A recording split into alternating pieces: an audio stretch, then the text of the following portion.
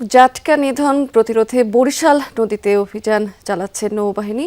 এই বিষয়ে সেখানকার একটু বিস্তারিত তথ্য আমরা আমাদের সহকর্মীর মাধ্যমে জেনে নিতে চাই। সেখান থেকে যুক্ত আছেন আমাদের সহকর্মী কাউসার হোসেন। কাউসার, এই অভিযান সম্পর্কে সর্বশেষ কি আপডেট আছে আপনার কাছে একটু জানাবেন? কর্মকর্তারা কি বলছেন এই ব্যাপারে? স্মৃতি, দেশের 9টি জেলায় বরিশাল, চট্টগ্রাম, কক্সবাজার, চাঁদপুর সহ দেশের 9টি জেলায় এই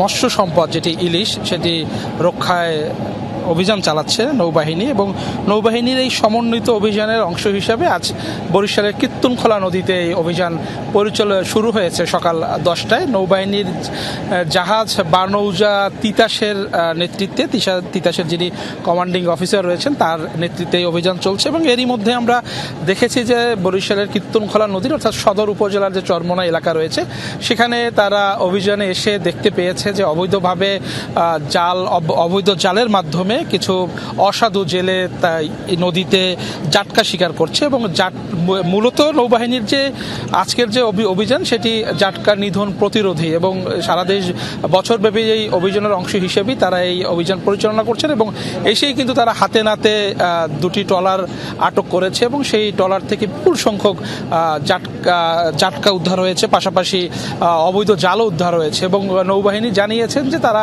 সারা বছর এই অভিযান পরিচালনা করে থাকেন এবং পরিচালনার অংশ হিসাবেই তারা এই আজকের এই অভিযান। এবং তারা বলছেন যে মৎস্য সম্পদ ইলিশ রক্ষায় তাদের যে কার্যক্রম থাকবে এবং তারা বেশ কিছুদিন বরিশাল এবং যে আশেপাশের এলাকা রয়েছে হিজলা, মেহেন্দিগঞ্জ, তেঁতুলিয়া নদী থেকে শুরু করে যে নদীগুলো রয়েছে, যেসব জায়গায় ইলিশের অভয়াশ্রম রয়েছে সেসব জায়গায় তারা অভিযান পরিচালনা করবেন। এবং তারা বলছেন যে তাদের এই অভিযান আসলে সফলতার দিকে, এবং তারা এর মধ্যে কয়েকজন জেলে এবং জেলেকে আটক করেছেন এবং জাল উদ্ধার করেছেন। স্মৃতি।